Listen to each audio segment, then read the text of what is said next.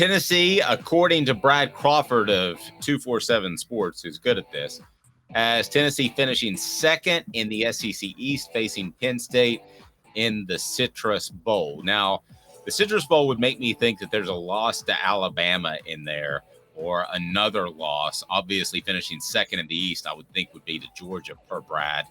But is that okay? Is that doable? Would you take that right now? And we'll go to the message board. So go ahead and punch it in there and tell me what you think.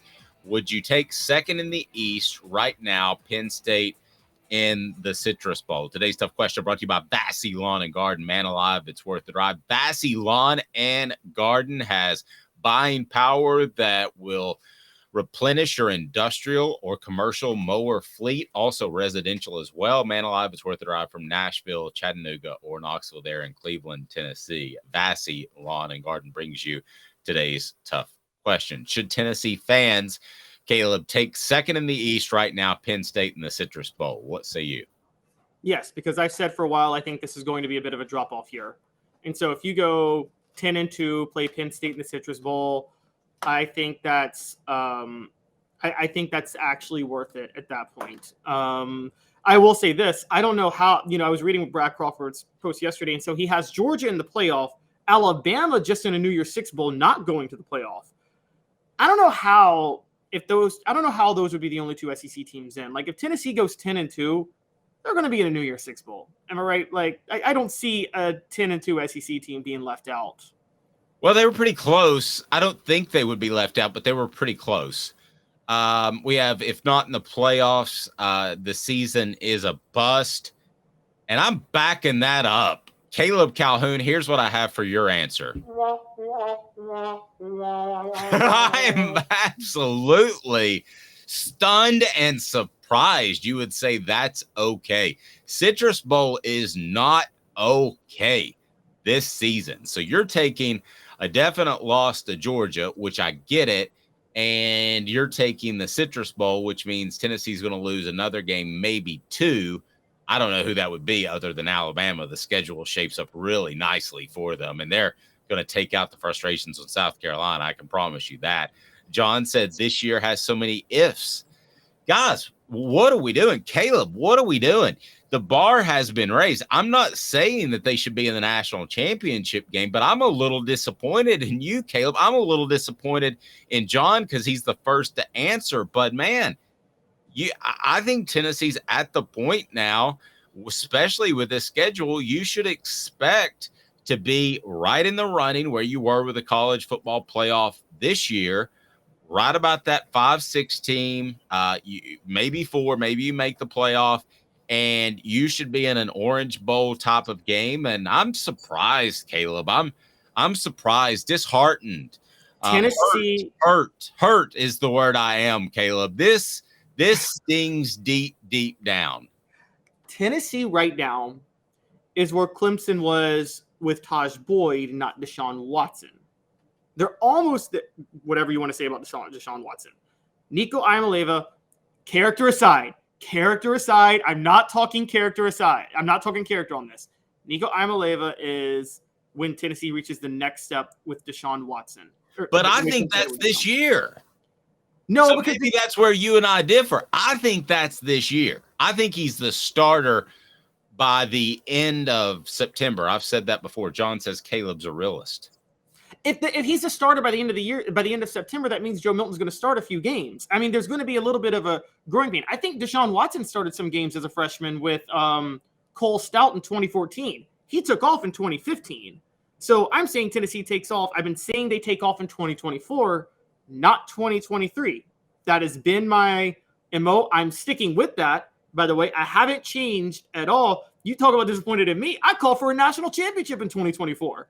And so, did any player, though, regress from year one to year two under Josh Heupel? I think player development, and I'm not right about this. I'm going to go ahead and write it down, and you might read this on Off the Hook Sports. Let me see. I got my pen out. Player development. All right. That is the underrated aspect of Josh Heupel is player development. What player regressed from 2021 to 2022? Every player got much better. Our own Cooper Mays was beat up in 2021, was supposed to be too small to play at the SEC level. And what did he do? He ended up being an all SEC type of player at center. I'm just picking one example. Jalen Hyatt. He was a nobody in 2021. He won the Biletnikoff Award in 2022. I can keep going. Darnell Wright switched positions, was able to do it. The secondary, we'll talk about that another time. But Caleb, you just named two people who aren't on the team this year, who are gone.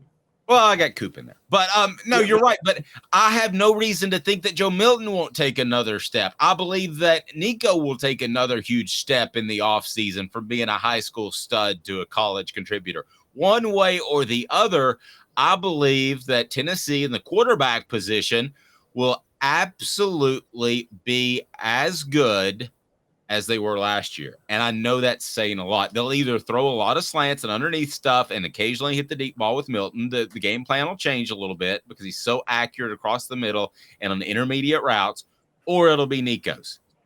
I'm not taking anything away from Hendon Hooker. I love that man. I had shirts printed up with that man's name on it. Maybe my name too. But I'm telling you, the quarterback play is going to be great. And we're going to get in the Jalen Hyatt thing. The slot receiver thing, that position is going to be great. That I agree. That's why I kind of dispute that Jalen Hyatt developed. Cedric Tillman got hurt, and then he turned to Jalen Hyatt because Velus Jones. But Tillman was going to be the outside receiver. Give me Ramel Keaton. Ramel Keaton, did you think he would be a standout player going into 2022? No, but I thought he would in 2021, and I was shocked when Cedric Tillman took the job from him. That's the funny part. Okay, but you're missing one huge part. Yes, there's development. Then there is no level. Okay, we're going to talk about him later in the show because of the NFL Combine. There's no level of development that can replace Darnell Wright on the right side. There just isn't. There is nobody on Tennessee's offensive line right now that is half as good as Darnell Wright. We're talking a generational talent on the offensive line. And a decade talent. Okay, how about decade talent? Fine. Okay. Fine. I think he's the best tackle Tennessee football has had since Aaron Sears. Like, I might go back to Aaron Sears for that. Yeah, I feel like we're missing somebody, but we're not. Yeah, Aaron Sears. Yeah, and he might be better than Aaron Sears was. And so, like, he was that good of a tackle. And you don't just replace that. Like Tennessee used to replace that regularly. You know, in the 90s, they were replacing Kosi Colvin, Chad Clifton. They just had a revolving door. But you don't just replace Darnell Wright. And then on the inside, as good as Cooper is, it helps when you got Jerome Carvin blocking next to you, and Jerome Carvin is also gone. I do think you could probably replace Jerome Carvin, but I don't think you're going to replace him this year. I think there's going to be a notable drop-off. But Caleb, let me ask you this. If I would have told you last season that the Darnell Wright experiment to put him at right tackle instead of left tackle where he started in 2021 was going to go so well, they would be able to play two left tackles because forgive me, which one was hurt in the LSU game. I get kind of get the play in the LSU game flip-flop. But Crawford, I think. Yeah, so they got two ready to play at left tackle. They were deep on the offensive line. In retrospect, you wouldn't have said that nor thought that in August. No, but I thought in August that Darnell Wright was the best NFL draft prospect on this team. I've been thinking that for a long time, and so I've been a huge fan of Darnell Wright since watching him that 2021 season, and I knew he could play that right tackle because he started there in 2019 and 2020 opposite Wanye Morris. So I thought that he was the only 5-star on Tennessee football for a reason. Well, ultimately, if I'm right, and I will be, but if I'm not making the playoff, you're on crack. Now they're going to push for it. I said push for it the same way they were this year. They're pushing for it, and it's cold medication, but it does have me a hyper.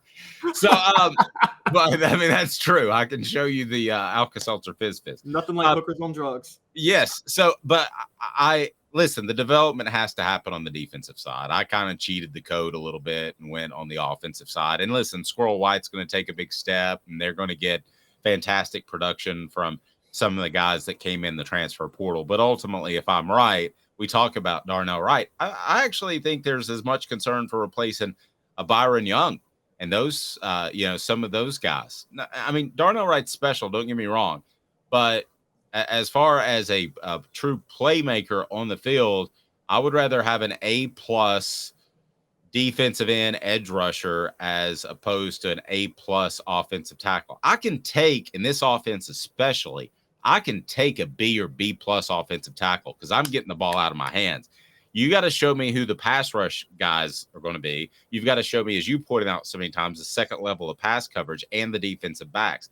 If they do that, they'll drive right by the Citrus Bowl to Miami or somewhere else, or goodness gracious, I'd be stunned if this team just makes the Citrus. Funny enough, I'm a little more positive on the edge rushers than you are. I got no knock against Byron Young, but that's one player who didn't really take a step forward last year from 2021. I thought he was just kind of relatively the same. And he was a good player, a great story, hard worker, but I do think you can replace him with more raw talent. I mean, Tyler Barron is still there. And I think that there's more depth than actually talent among the edge rushers. Now, the knock with the edge rushers is, when a Tennessee linebacker gets suspended for starting a fight with Hendon Hooker and Tim Banks can't run his blitz schemes, are they going to be willing to play with their hair on fire and bring the pressure because they just took that night off against South Carolina?